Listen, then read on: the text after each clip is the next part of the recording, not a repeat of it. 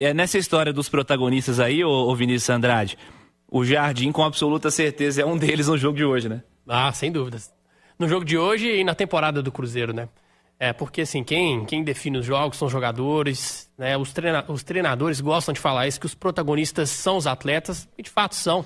Mas se a gente fizer uma análise mais macro, né, desse 2025 do Cruzeiro, para mim o protagonista da temporada é o Leonardo Jardim, porque sem ele não teria esse time encaixado, não teria os reforços que o Cruzeiro trouxe hoje, porque agora o Leonardo Jardim também tem maior protagonismo e também muito mais liberdade para poder escolher essas peças. Ele é o homem de confiança do Pedrinho. Então o Leonardo Jardim faz um trabalho espetacular. Ele, para mim, é o principal treinador, né, do futebol brasileiro em termos de trabalho. Tem outros também fazendo ótimos trabalhos, o próprio Rafael Guanais do Mirassol, que é espetacular. Mas o que o Cruzeiro tem feito tem total, faz muito sentido com o que o Leonardo Jardim pensa e com essa remontada que ele deu no Cruzeiro, né? Porque ninguém imaginava que com essas peças o time estaria encaixado, com o Wanderson, com o Christian, isso no início do ano ninguém imaginava. Mas uma boa coletiva do Jardim, né? Mais uma. Ele sempre explica bem o jogo, né? O Leonardo Jardim. Estamos aqui no pós-jogo Itatiaia 7K. Em instantes vou registrar os áudios da galera. Primeiro, Edu, sobre o Leonardo Jardim e a maneira como ele influencia no jogo, além da troca de peças pensando individualmente nos caras, né? Porque no minuto 71, ele tira o Caio, bota o Gabigol, tira o Christian, bota o Arroio, tira o Wanderson, coloca o Sinisterra. Ele mexe na característica do time também, né, Edu? Mexe, mas ele falou na coletiva, né? Foi pra cima. O Cruzeiro foi pra cima, tava perdendo o jogo, você perdido por um ali. Pensa mais em tentar o empate, buscar o empate, do que não tomar o segundo gol. Eu acho que foi esse o raciocínio do Leonardo Jardim, e anteriormente ele não tinha as peças com essas características, né? Vamos puxar pela memória antes da parada, aliás, antes da janela ser aberta. Num jogo como esse, sem Arroio e Sinisterra, quem seriam os substitutos? Marquinhos. Provavelmente ele colocaria o Marquinhos por um lado, talvez o Bolassi pelo lado do campo. Hoje ele não tinha o Eduardo, mas se tivesse, certamente.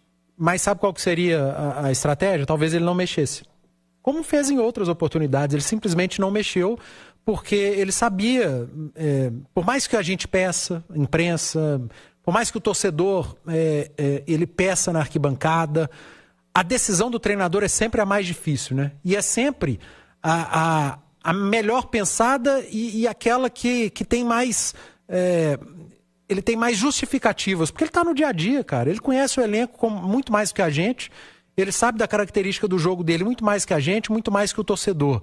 E eu entendo. Entendo a imprensa, entendo a torcida, porque é cultural do futebol brasileiro, né? Não tá bem? Faz as 5 alterações. Mas não é cultural do treinador europeu e nem do treinador sul-americano aqui, que não, da Argentina, talvez do Uruguai. Eles não são tanto de mexer como é o treinador brasileiro. Eles não acreditam que o número de mexidas de peças seja a solução. E sim a característica das peças. E que se você não tem a característica, é melhor não desmontar um time que está organizado, apesar de não estar vencendo, do que mexer por mexer, não ter a peça que você precisa e desmontar e descaracterizar o time. Talvez você vá piorar a sua equipe, como aconteceu com o Cruzeiro em alguns jogos. Vou citar 2, Ceará e Santos, em que o Leonardo Jardim acabou mexendo e piorou o time, porque não tinha característica. Hoje ele mexeu, foi ousado, porque ele abriu mão de um time mais equilibrado para ter mais ousadia lá na frente, para ter mais 1 contra 1, e foi premiado, cara, com 2 pontas que ele não tinha anteriormente, Sinisterra e Arroio, e ele fez a alteração do Gabigol, que já era uma alteração normal, mas muito mais pelo Caio Jorge tá voltando ali de uma recuperação de lesão. Eu não sei se o Caio Jorge tivesse 100%, ele teria saído. Ele saiu logo depois de quase marcar um gol. Um cruzamento que veio da direita, acho que foi o do William, e o Caio Jorge raspa de cabeça, a bola passa muito perto, logo depois do gol do Bahia.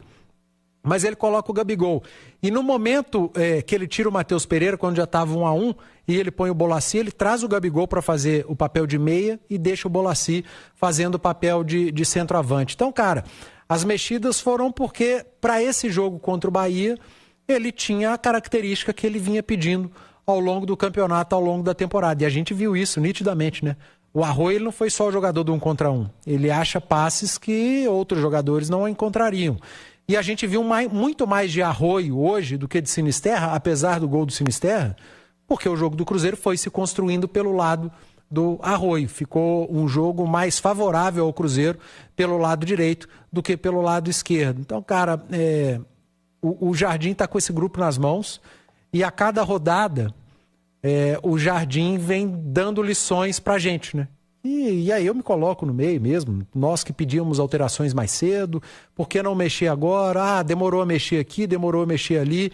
E vinha o Jardim com toda a calma do mundo explicando nas coletivas, e aos poucos ele vai provando por A mais B que às vezes a mexida por mexida, ou mexer por mexer, não vai fazer diferença. E que muitas das vezes, quando você não tem a peça que vai fazer a diferença, uma mexida pode piorar o seu time, como aconteceu com o Cruzeiro em algumas rodadas.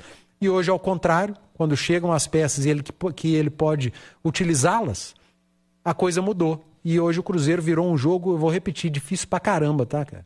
Difícil, Bahia jogou bem, levou muito desconforto ao Cruzeiro. Não foi uma virada simples, não foi uma vitória simples, foi uma vitória para engrandecer ainda mais o Cruzeiro nessa competição.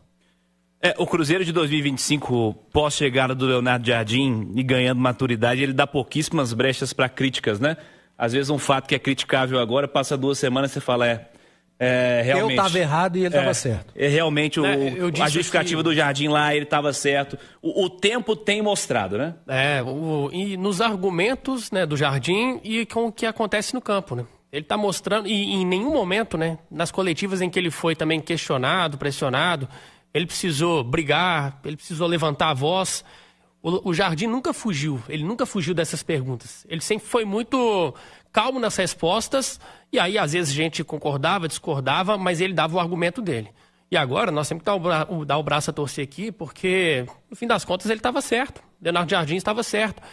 E é importante também essas peças chegarem num contexto que favoreça, para que elas possam chegar com calma, porque o Arroyo tem 19 anos.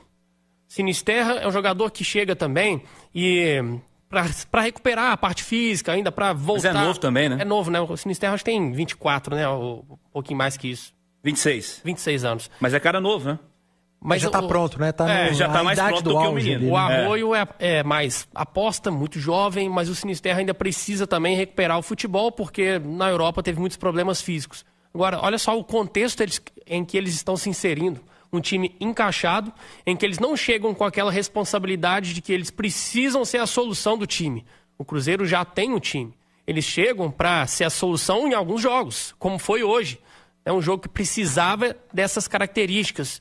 Mas é muito melhor quando você já chega num time que está arrumado, que o treinador que pediu, né? O treinador, junto com o seu grupo de trabalho, escolheu a dedo. O Cruzeiro não foi no mercado fazer loucura. O Cruzeiro, para muitos, até demorou, mas ele foi no tempo certo, no tempo que precisava, porque foi criterioso. Então, o Jardim explicou mais uma vez, são características diferentes daquelas que eu tinha. E aí faz sentido colocar o Arroyo no jogo como era o de hoje, em que o Cruzeiro está perdendo de 1-0 e precisa de um jogador diferente da característica do Christian.